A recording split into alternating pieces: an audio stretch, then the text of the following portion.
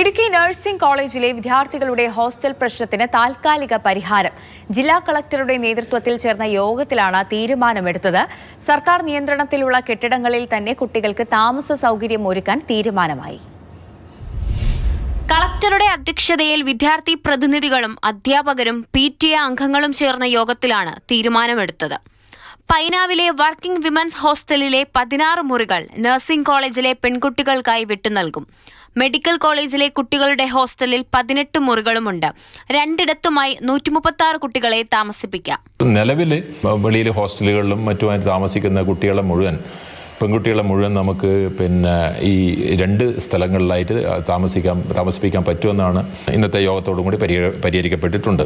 PWD ക്വാർട്ടേഴ്സിലേക്ക് നമ്മുടെ medical കോളേജിലുള്ള ഒരു 10-12 mail സ്റ്റുഡൻസിനെ അവിടത്തേക്കും താമസിപ്പിക്കാൻ പറ്റുമെന്നുള്ളൊരു ധാരണയായിട്ടുണ്ട്. ആൺകുട്ടികൾക്ക് മെഡിക്കൽ കോളേജിലെ ജീവനക്കാർ താമസിക്കുന്ന സ്ഥലം വിട്ടുനൽകും.